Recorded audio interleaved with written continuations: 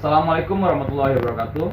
Perkenalkan, nama saya Dedi Alfian, NPM 200-618, BK 20 sesi A. Video ini untuk tugas pelayanan kasikal yang dibimbing oleh Bapak Suryadi. Baiklah, langsung saja ke materinya, yaitu konsep dasar evaluasi dalam pelayanan kasikal.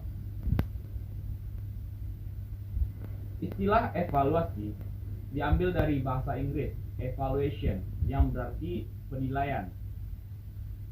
Namun pada kenyataannya banyak sekali berbagai definisi mengenai evaluasi yang diungkapkan oleh para ahli. Di antaranya adalah evaluasi sebagaimana kita lihat adalah pengumpulan kenyataan secara sistematis untuk menetapkan apakah dalam kenyataan terjadi perubahan dalam diri siswa dan menetapkan sejauh mana tingkat perubahan dalam pribadi siswa menurut Bloom dan Daryan. Evaluasi menurut Bloom ini adalah melihat bahwa dari kegiatan evaluasi yang dilakukan ini dapat membuktikan fakta-fakta yang ada, bisa menunjukkan perubahan-perubahan apa saja yang terjadi pada diri siswa, apakah menjadi lebih baik atau tidak. Sehingga dari hasil evaluasi ini bisa dilihat kebaikan dari suatu program tertentu. Evaluasi sebagai proses menggambarkan, memperoleh, dan menyajikan informasi yang berguna untuk menilai alternatif keputusan. Evaluasi yang mengusulkan evaluasi melalui pendekatan yang berorientasi kepada pemegangan keputusan, melakukan pengukuran untuk memperoleh data yang dibandingkan dengan kriteria yang ada, memberikan interpretasi terhadap data hasil pengukuran apakah sesuai ataukah menyimpang dari ciri kriteria yang ada, menentukan pendapat, mengambil keputusan sebagai tindak langsung hasil penilaian. Dari Sudijono. Dari beberapa definisi yang dikemukakan oleh para ahli, maka dapat disimpulkan bahwa evaluasi adalah suatu proses yang dilakukan guna melihat dan menilai sejauh mana keberhasilan pelaksanaan suatu program yang telah dilakukan. Sehingga proses tersebut selanjutnya bisa menentukan keputusan yang ada diambil dalam perbaikan program tersebut. Baik, selanjutnya layanan bimbingan klasikal. Layanan dasar diperuntukkan bagi semua siswa. Hal ini berarti bahwa dalam peluncuran program yang telah dirancang menuntut guru BK untuk melakukan kontak langsung dengan para siswa di kelas. Menurut Yusuf 2009, secara terjadwal, guru BK memberikan layanan bimbingan kepada para siswa. Layanan bimbingan klasikal di sekolah merupakan kegiatan informasi kepada siswa untuk membantu mereka menyusun rencana dan keputusan yang tepat. Dalam konsep BK perkembangan, bimbingan klasikal merupakan salah satu kegiatan yang dapat dilakukan oleh guru BK dalam komponen layanan dasar. Hal ini tertuang dalam Permendikbud nomor 111 tahun 2014 tentang bimbingan dan konseling pada pendidikan dasar menengah.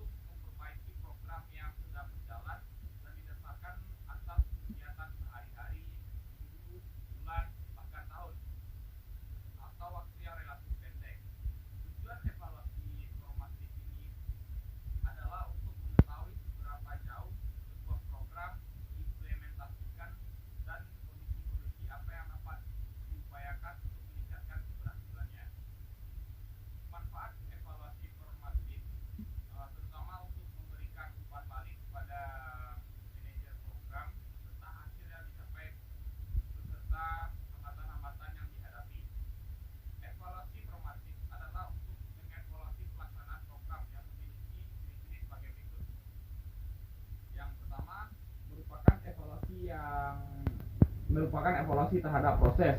Yang kedua, menilai tingkat kepatuhan pelaksanaan atas standar aturan. Yang ketiga, menggunakan model-model dalam implementasi. Yang keempat, biasanya bersifat kuantitatif. Yang kelima, melihat dampak jangka pendek dan pelaksanaan kebijakan program. Baik, yang kedua ada evaluasi promotif. Evaluasi promotif merupakan evaluasi yang dilakukan pada saat program sedang dilaksanakan. Bermaksud mengukur apakah program yang dilaksanakan sesuai dengan rencana atau terjadi penyimpangan. Ada dua bentuk pengawasan dan penilaian berkala. Selanjutnya evaluasi sumatif. Evaluasi sumatif adalah evaluasi yang dilakukan untuk melihat hasil keseluruhan dari suatu program yang telah dilaksanakan. Evaluasi ini dilakukan pada akhir kegiatan atau beberapa kurun waktu setelah program guna menilai keberhasilan program. Tujuan evaluasi sumatif ini antara lain adalah: 1. Menilai apakah program telah membawa dampak yang diinginkan terhadap individu, rumah tangga, dan lembaga. Menilai apakah dampak tersebut berkaitan dengan intervensi program. Yang ketiga, menggali apakah ada akibat yang tidak diperkirakan, baik yang positif maupun negatif. Yang keempat, mengkaji bagaimana program mempengaruhi kelompok sasaran dan apakah perbaikan kondisi kelompok sasaran betul-betul disebabkan oleh adanya program ataukah karena faktor lainnya. Baik, yang terakhir ada simulasi keterampilan mengevaluasi dalam pelayanan klasikal. Bimbingan klasikal adalah suatu bentuk pemberian layanan kepada siswa dalam format kelas. Bimbingan klasikal agar dapat diterima siswa dengan baik, maka guru BK sebelum melaksanakan bimbingan klasikal perlu memperhatikan rambu-rambu dalam pelaksanaan bimbingan klasikal, yaitu dengan cara mengidentifikasi masalah kebutuhan siswa terlebih dahulu. Identifikasi masalah yang dibutuhkan oleh murid. Karena pemberian bimbingan klasikal didasarkan pada kebutuhan siswa, kemudian pada saat pelaksanaan bimbingan klasikal, guru BK harus memperhatikan tahap-tahap dalam pemberian bimbingan klasikal, meliputi tahap pelaksanaan, tahap proses, dan tahap pengakhiran. Baik, mungkin hanya sekian yang dapat saya sampaikan. Salah dan janggal saya mohon maaf. Saya akhiri dengan Assalamualaikum warahmatullahi wabarakatuh.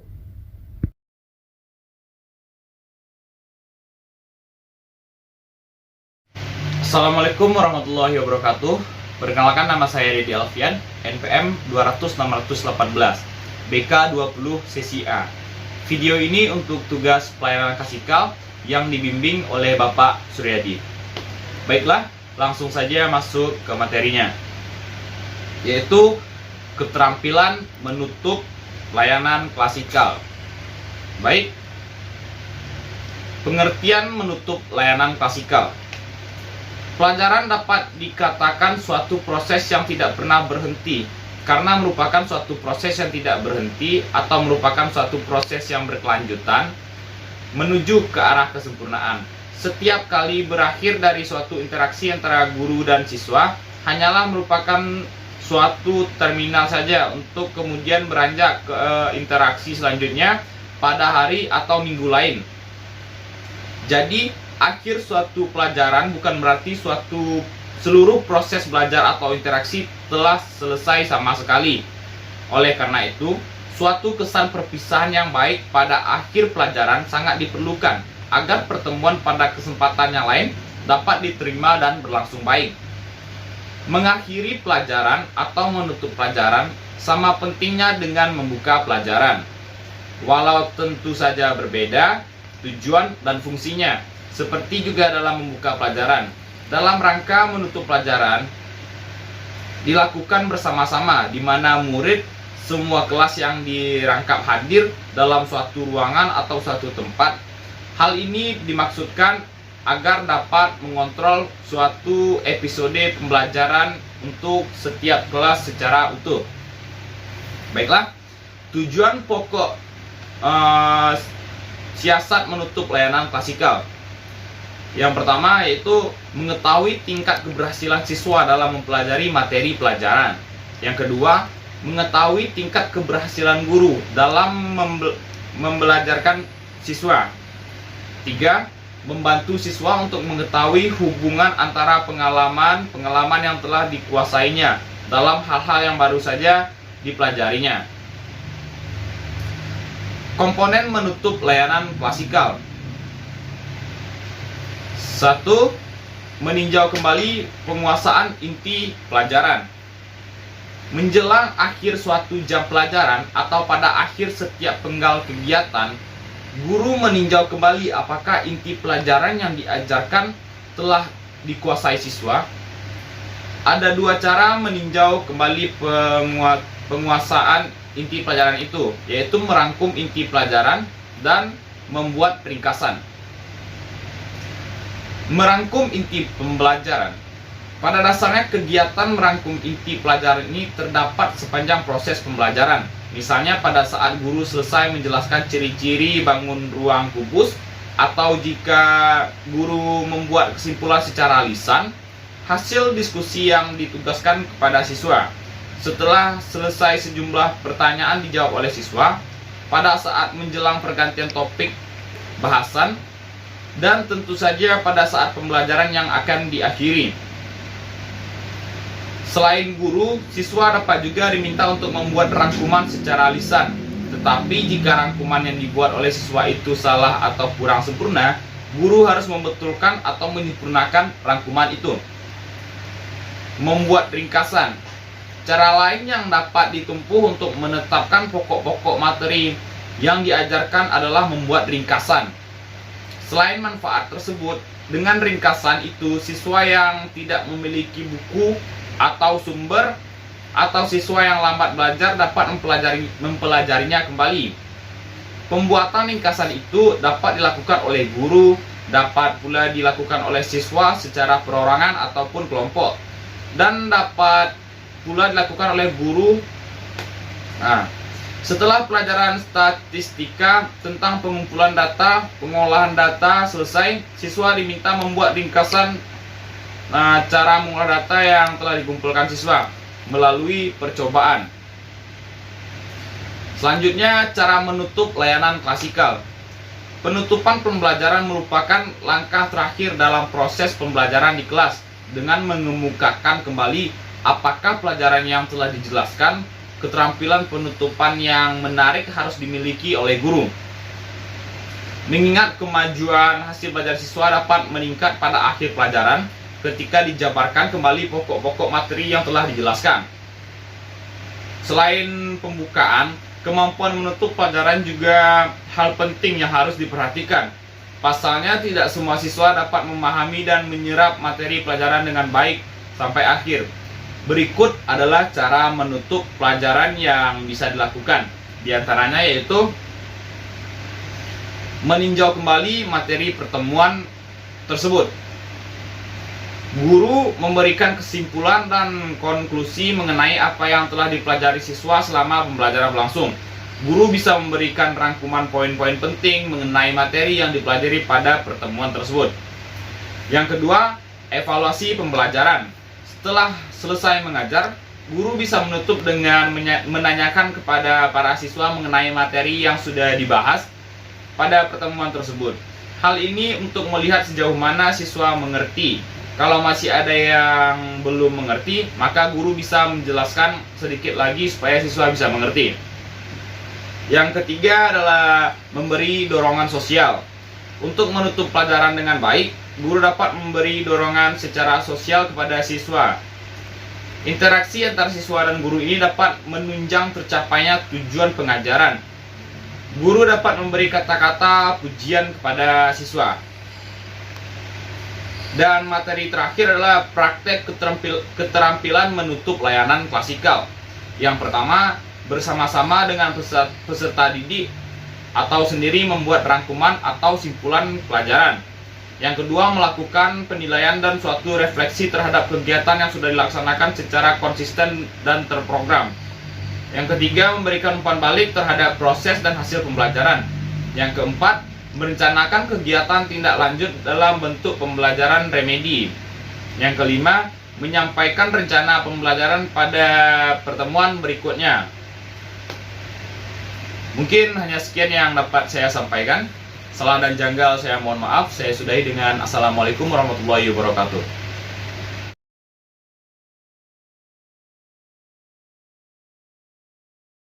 Assalamualaikum warahmatullahi wabarakatuh. Perkenalkan, nama saya Ridhi Alfian, NPM 200-618, BK 20 sesi A. Video ini untuk tugas pelayanan klasikal yang dibimbing oleh Bapak Suryadi. Baiklah, langsung saja masuk ke materinya. Jadi di sini saya membuat RPL, yaitu topik dan tema layanan, yaitu meredakan stres dengan musik. Baik, langsung saja ke materinya. Pengertian stres. Stres menurut Hans Selye dalam seri 2015 menyatakan bahwa stres adalah respon tubuh yang sifatnya non-spesifik terhadap setiap tuntutan beban atasnya. Bila seorang telah mengalami stres, mengalami gangguan pada suatu atau lebih organ tubuh, sehingga yang bersangkutan tidak lagi dapat menjalankan fungsi pekerjaan dengan baik, maka ia disebut mengalami distres. Pada gejala stres, gejala yang dikeluhkan penderita didominasi oleh keluhan-keluhan somatik atau fisik, tetapi dapat pula disertai keluhan-keluhan psikis. Tidak semua bentuk stres mempunyai konotasi negatif. Cukup banyak yang bersifat positif. Hal tersebut dikatakan oleh eustress. Menurut Goldenson, mengatakan bahwa stres adalah suatu kondisi atau situasi internal atau lingkungan yang membebankan tuntutan penyesuaian terhadap individu yang bersangkutan. Keadaan stres cenderung menimbulkan usaha ekstra dan penyesuaian baru, tetapi dalam waktu yang lama akan melemahkan pertahanan individu dan menyebabkan ketidakpuasan. Menurut pengertian para ahli di atas, maka dapat disimpulkan bahwa stres adalah respon individu terhadap stimulus secara objektif adalah berbahaya yang dapat mempengaruhi emosi, proses berpikir, dan kondisi seseorang. Stres, emosi dapat menimbulkan perasaan negatif atau destruktif terhadap diri sendiri dan orang lain. Stres intelektual akan mengganggu persepsi dan kemampuan seseorang dalam menyelesaikan masalah, dan stres sosial akan mengganggu hubungan individu terhadap kehidupan. Baik, selanjutnya adalah pengertian musik. Musik adalah produk pikiran, maka elemen vibrasi dalam bentuk frekuensi, amplitudo, dan durasi belum menjadi musik sampai semua itu ditransformasi secara neurologis dan diinterpretasikan melalui otak menjadi pitch atau nada harmoni atau warna suara, dinamika, keras lembut, dan tempo atau cepat lambat. Transformasi ke dalam musik dan respons manusia atau perilaku merupakan hal yang unik untuk dikenali. Musik juga memiliki dimensi kreatif dan memiliki bagian-bagian yang identik dengan proses belajar secara umum. Dalam musik terdapat analogi melalui persepsi, visual, auditori, antisipasi, induktif, deduktif, memori, konsentrasi, dan logika. Baik, selanjutnya ada macam-macam musik dan manfaat mendengarkan musik untuk mengurangi stres. Yang pertama itu ada musik dan relaksasi fisik. Musik dapat meningkatkan relaksasi otot-otot yang tegang, memudahkan kita melepaskan ketegangan setelah melewati hari yang penuh stres. Di saat kita mengendurkan otot dan tubuh, pikiran juga menjadi rileks. Ini menjadi mengurangi beban dan stres yang secara tidak sadar berada dalam diri kita. Yang kedua, musik sebagai solusi untuk menghilangkan stres. Musik akan meningkatkan fokus saat berlatih yoga atau imajinasi terbimbing dan membuat kita merasa lebih berenergi. Yang ketiga, musik dan meditasi. Musik bisa juga membantu otak masuk ke dalam kondisi meditasi. Jika meditasi secara biasa terlalu sulit, maka mendengarkan musik adalah alternatif meditasi yang lebih mudah bagi siapa saja, termasuk anak-anak. Ketika kita menyetel musik, anak menjadi lebih mudah masuk ke dalam kondisi meditasi tanpa mereka sadari. Yang keempat, musik meningkatkan pemikiran positif.